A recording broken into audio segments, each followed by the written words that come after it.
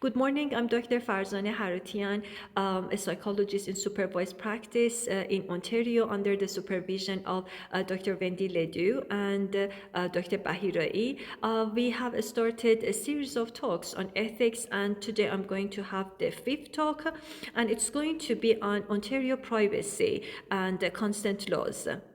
I start with PHIPA, Personal Health Information Protection Act. Personal Health Information Protection Act, and it is Ontario's health privacy law. It applies to every psychologist and also behavior analyst who collects, uses, or discloses personal health information, collects, uses, and also discloses personal health information.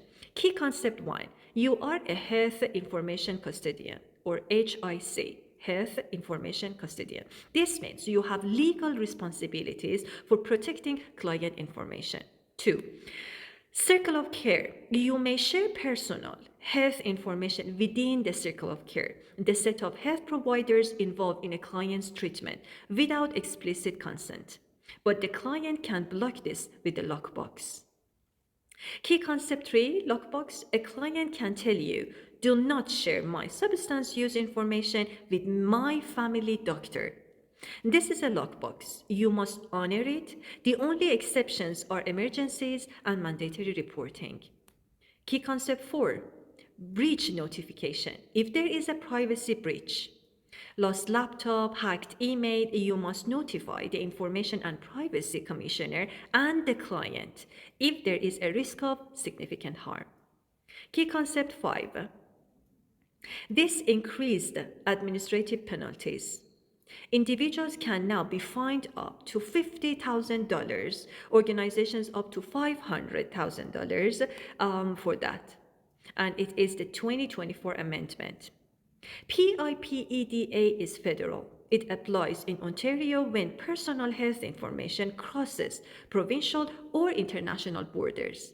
For example, you use a cloud-based electronic record system hosted on servers in the United States. PHIPA covers collection in Ontario, and this covers the cross-border transfer.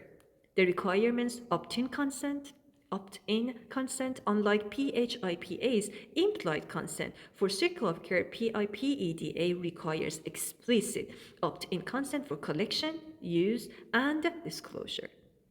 And the next one is HCCA, Health Care Consent Act.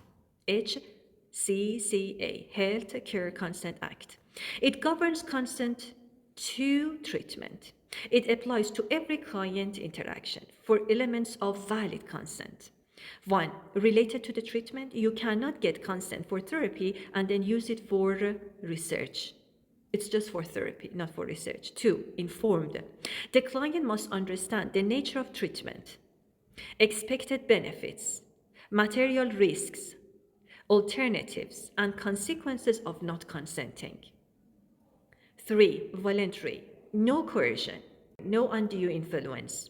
This is tricky with family involvement in collectivist cultures. You must navigate this respectfully under CPA Principle 1. 4, not obtained through fraud, no lying about your credentials or methods. Capacity is decision specific. A client may be capable of consenting to depression treatment, but not to medication. The presumption is always capacity. You must have evidence to find incapacity. And substitute decision makers, or SDMS, substitute decision makers. If a client is incapable, you follow the hierarchy. First, guardian of the person. Second, attorney of personal care. Third, representative appointed by the consent and capacity board. Fourth, a spouse or partner.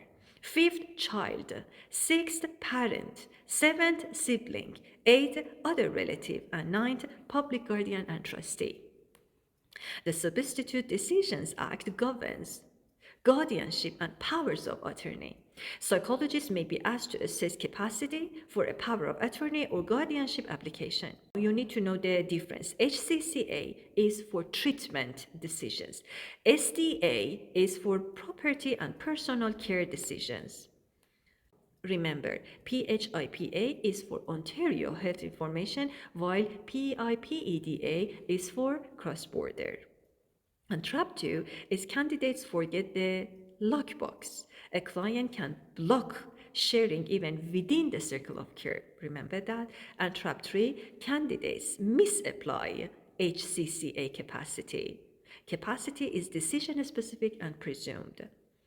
Next week, we're going to talk about mandatory reporting, CYFSA, FLTCA, Retirement Homes Act, and RHPA reporting of sexual abuse. These are the non-negotiable legal duties. You miss one, and you face criminal charges or college discipline. So between now and then, I want you to memorize the four elements of valid consent under HCCA, and remember the fine amounts under PHIPA's new regulation, 50,000 for individual and 500,000 for organization. Thank you very much.